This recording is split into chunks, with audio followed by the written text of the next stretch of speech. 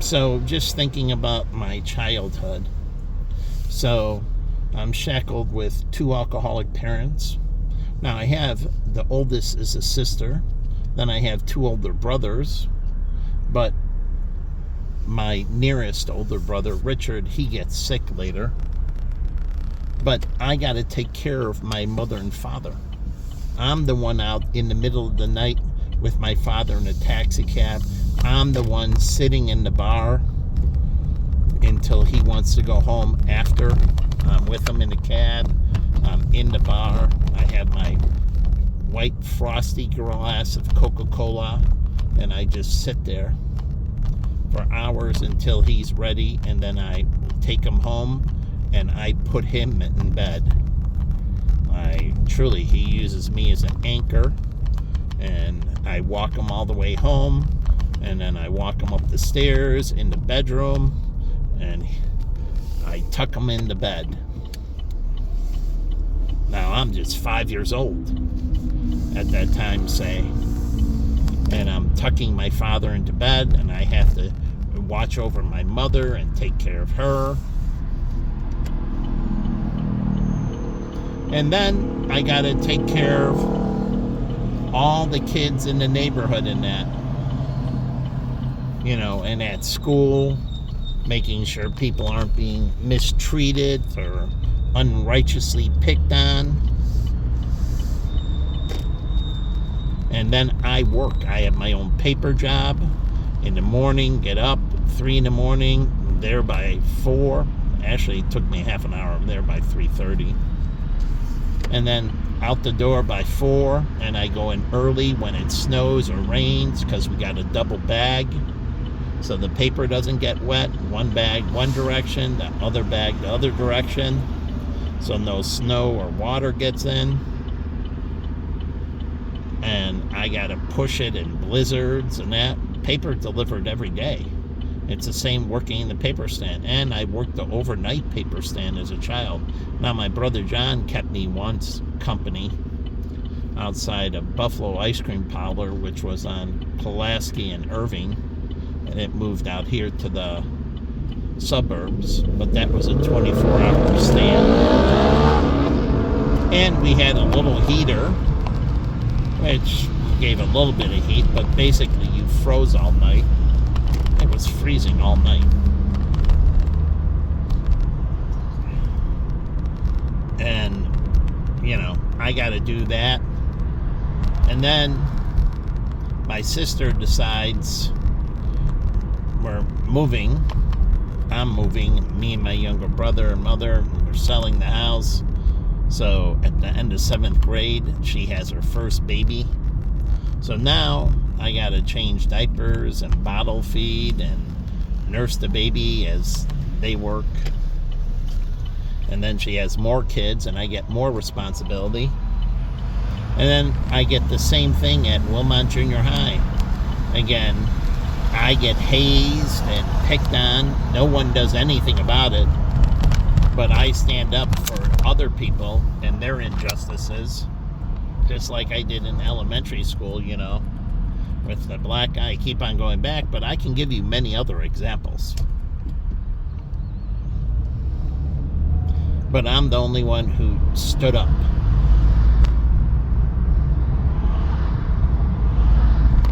And over again, so that goes into high school. I'm the one who gets picked on, teased about my clothing, they piss in my helmet, and I'm standing up for them. I gotta drive them, I gotta take care of them, I gotta protect them from their bullies, and you name it. And I gotta take care of all the kids, I gotta cut the grass, shovel the snow, clean the house, paint the house, do all kinds of things, do the, sledgehammer for the breaking up the concrete, do the jackhammer and all that in 8th grade, redoing the basement. And I got to do all the remodeling. I'm jackhammering, I'm shoveling, because we had to break through the foundation to put in the jacuzzi. That's all on them. I didn't choose any of it. So I'm there helping, doing all the construction, working with the electricians, the tile setters, cleaning up afterwards. It's the same thing in Riverwoods. I'm just the assistant. And I got to hand the tiles and move everything around and clean up and do the dirty work.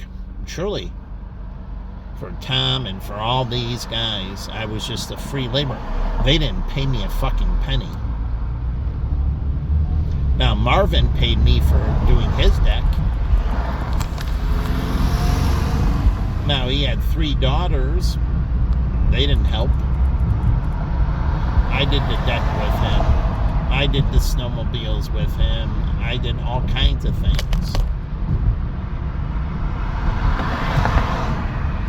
And then when they didn't have an employee and they needed an employee for the 10 to 6 in the morning shift, I did it. Ellen, my sister, Mickey called and said, we don't have anyone. Since Mike knows all this stuff, I already knew the stuff. I worked there, so I knew the register and everything. So I came in there and did. So I had to clean the bathrooms, dip the tanks, take the readings, do the inventory, clean the bays, truly clean the trash cans, line them every night I worked. And that was one of my multiple jobs. And I worked as an overnight at Suncast quality control supervisor. That was a 10 to 6 in the morning shift as well. So I had many overnights. And then I worked in the industry where I came in early afternoon and then I got out by 9 in the morning.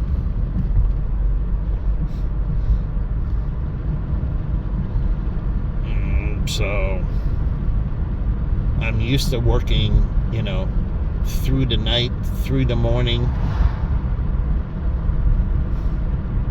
I'm everybody's helper. Then I have to loan everybody money, which I never got interest for. And when they had all kinds of issues, I had to be there, help them. I helped them move. I can't tell you how many people I helped move. It's unbelievable. And then when they needed to stay somewhere, they could stay for free at my place. And I was paying rent. And I provided them food and a couch. I didn't have an extra bedroom. But they had food in the fridge. And they were in an ultra clean environment. I did all the cleaning. I scrubbed the toilets. They never scrubbed the toilets or anything. I did the vacuuming. I did the cleaning. They didn't have to do anything. Not even pay.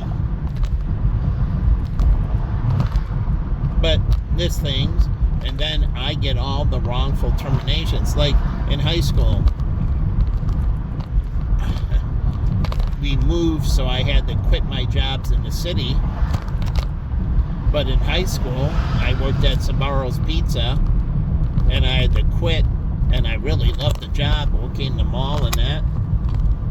And I had to quit, and I worked on, weekends and weekdays and that, evenings,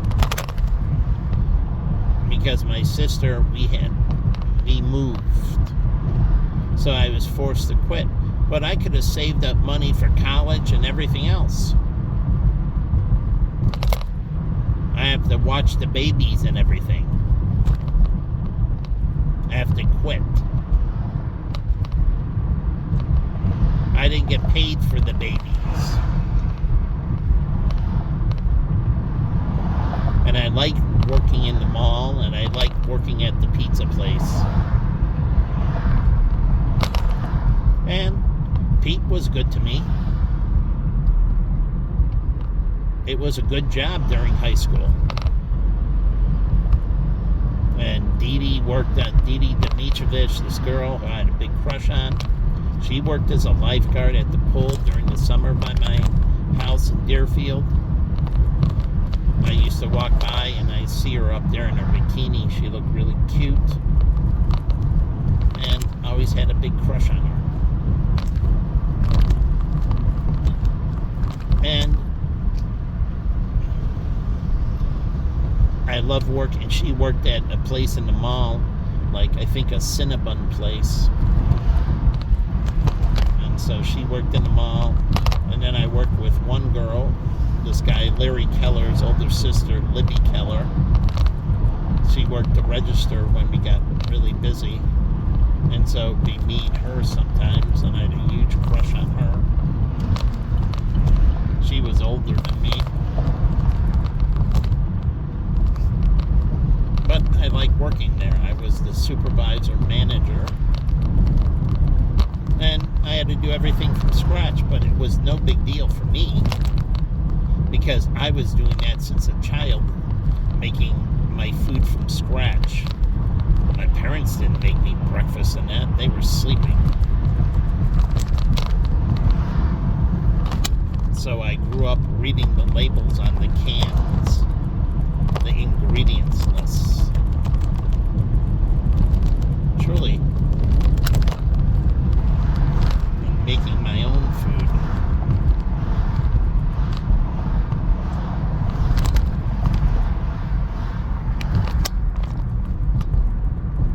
So, and then I shoveled the sidewalks, I cleaned the sidewalks in the back of the alley, I cut the grass, and oh yeah, none of them took care of the dogs.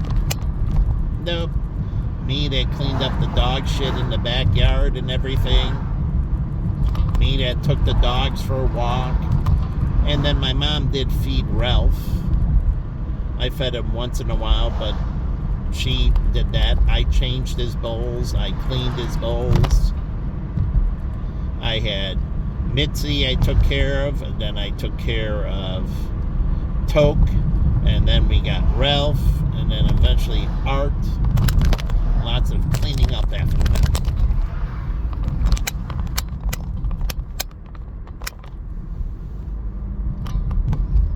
And I took care of them. No one else did. My mother, my father, no one. I took care of them.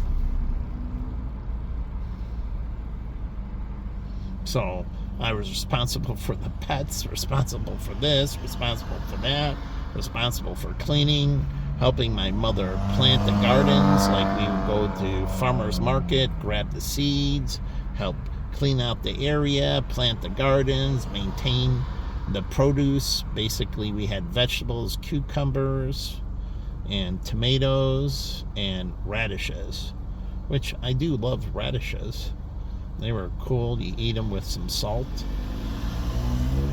So we had cucumbers, tomatoes, and radishes.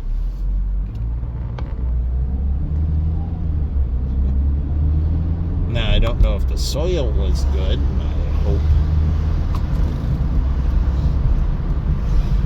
But we had a little garden as a kid in the backyard. And you take care of the, vegetables and all that. You learn about farming, especially micro farming. So planting the seeds and everything else, fertilizer, you name it. So doing that, then all through high school, I'm, responsible, driving everybody everywhere. And I gotta protect them from getting picked on, all of them. And then I take that, and plus I get picked on. No one stands up for me ever.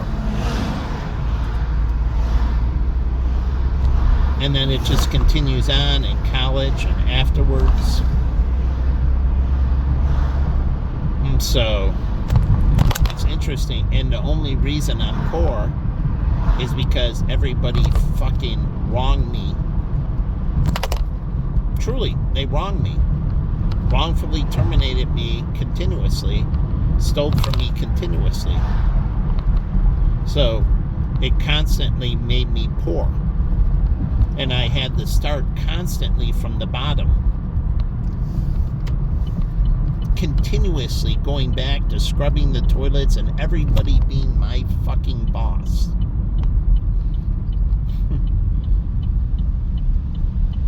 So it's still at Nick was my boss, and Ray was my boss, and Larry before him, and all these, even when I did financial planning.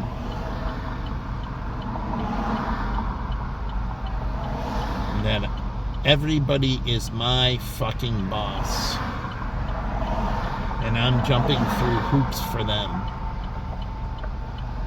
The regulators, I accept that that's natural. They go through my books. They go through all my stuff.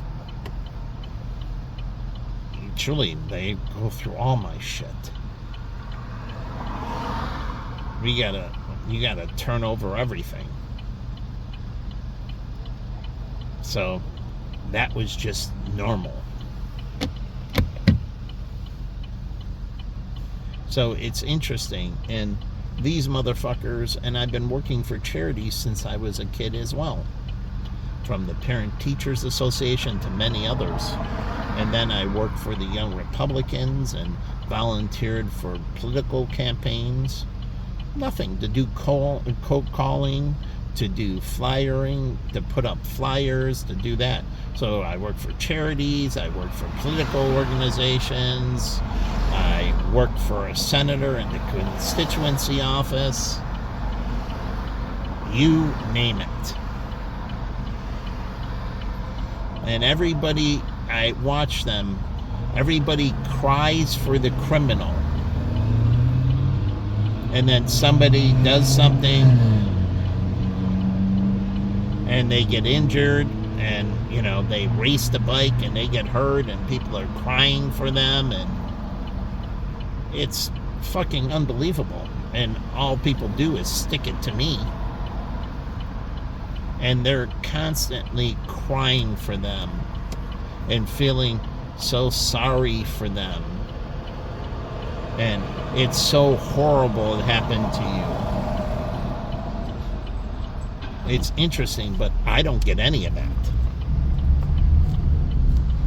When I was sick, I've been wrongfully imprisoned numerous times by police, wrongfully accused at work of doing things, and I never did them.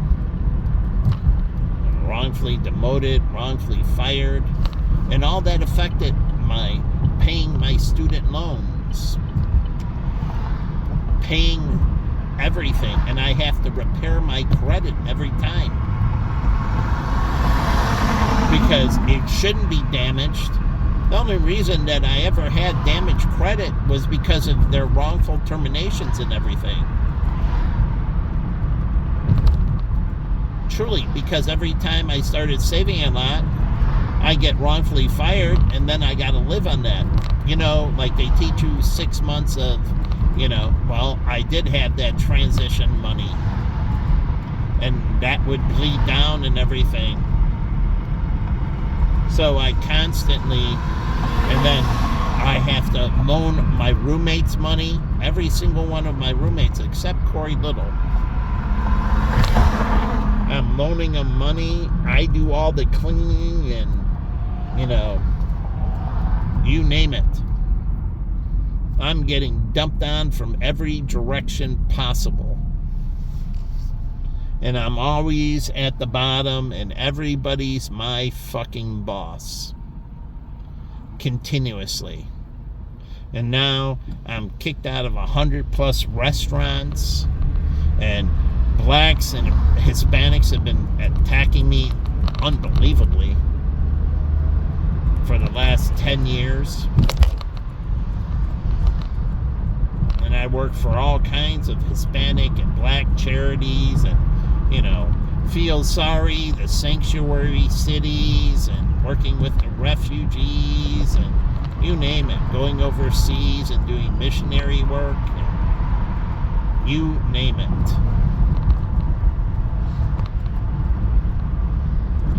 And it just goes on and on and on. And I'm always scraping together for a penny, where everybody else, like Trump, what the fuck is he ever worried about? Truly, personally, what is he ever worried about? When was he scraping change together? When was he shoveling shit? Truly, doing temporary jobs, odd jobs. When was he doing any of that? I used to cut grasses for older people. I shoveled their sidewalks. I did all kinds of odd jobs. As a child, as an adult, I worked for Panera, for Potbellies, for I did temporary services I worked at the Holiday Inn and I think Days End and many other hotels doing banquets as temporary services. So it just goes on and on and on and on. I delivered phone books. I sold fireworks, actually. My brother bought them and he allowed me to sell fireworks. I pay him for the fireworks. So I sold bottle rockets and firecrackers.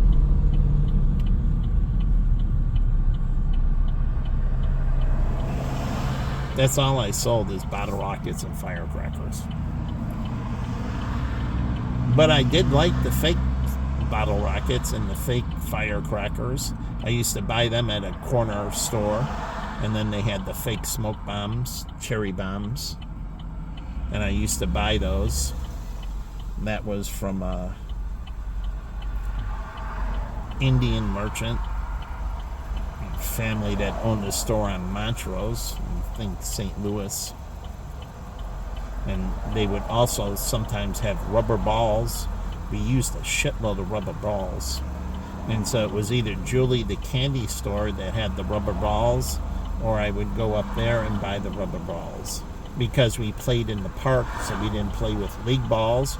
We played rubber balls, and we did fast pitch, and they put up on the doors, Dick, who ran the field house, cut these plywood, I forget how thick it was, and then he anchored it to the door and then put a pitching zone.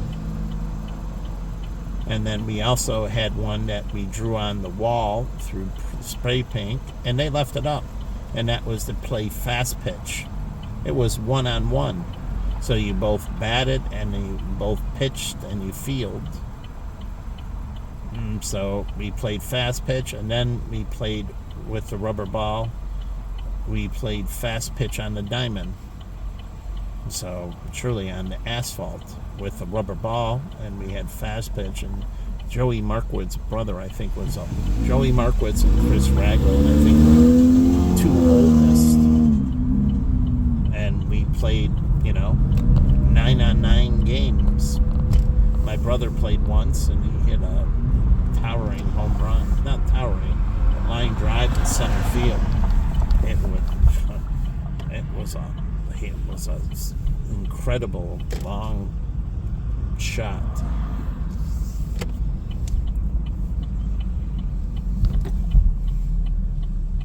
But again,